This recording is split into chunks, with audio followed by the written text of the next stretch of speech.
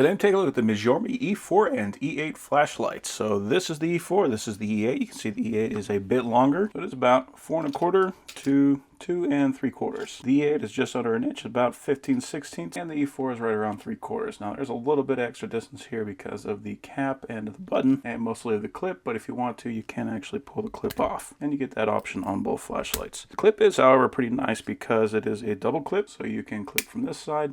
You can also clip from this side. You can also see the clip is a little bit longer on the E8, so if you need a little bit more spring, this one will be a little bit easier to operate. They both have magnetic bases, and they both do hold up very well. These are actually very strong magnets, so if you want to, you can click them to a wall and they will hold themselves sideways. So excellent magnets on these guys. They both have rechargeable batteries, and they're both chargeable from the outside, so you can use a USB-C cable to charge those. And they both come with a cable that is USB-A to USB-C. The E4 untwists from the center, and that uses a 16340 battery. The E8 untwists from the rear, and that uses an 18650, which is a very common rechargeable battery. We can also see that one has a rubber O-ring on the back to make sure that we have a good seal. It also comes with 2 extra O-rings just in case this one ever gets worn out, and a tether that we can attach to that tether point right there on the flashlight. They both have the same style of push button, so you press and hold to turn it on.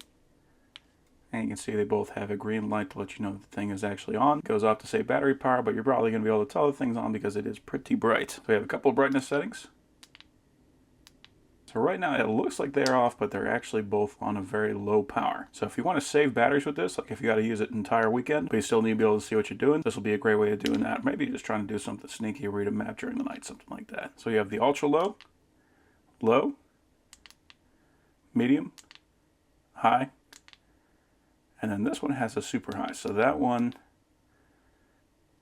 so the high on the E8 is still brighter than the high on the E4, but it is nice that they can both go pretty darn bright. Now what's cool about these is that if we find a brightness that we like, we can just press and hold, that will shut it off. If we press and hold again, that will turn it back on, and we'll keep at that same brightness. So a very nice feature that not all flashlights have. A lot of flashlights you have to scroll through all the options to get to the brightness that you want. That's not a problem with this one. So right now we are in the super dim mode. It's kind of hard to see.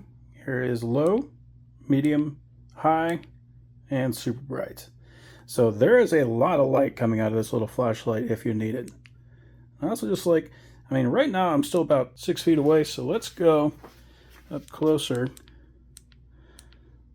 That is blindingly bright, but you can see in the super dim mode, you can get a lot of battery power out of this, but you can still see if you need to. So if you plan on doing a long trip or something like that, you want to make sure you got plenty of battery power. That's going to be a cool way of doing that. Even on low, you can definitely see from 6 feet away. Okay, so right now I have the flashlight on. This is the ultra low power saving mode.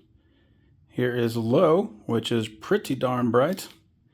Medium, and then high, which basically lights up the whole room. Even just the reflection off the ground is enough to light up that wall. So super powerful for a little flashlight. I also appreciate that I'm not seeing any strobing effect. Sometimes when you put a flashlight on low, it'll actually look like it's flashing to the camera, but this one does not do that. It is a nice solid light. So yeah, medium is definitely going to be enough for anything I'm doing, but if I need a ton of light, we can put that guy on high, and that is going to light up everything. But if we put this on low, we can't see. You can still see with this. Like, this is going to be the power saving mode, but this is plenty enough to get you through the night if you need to save a bunch of battery power.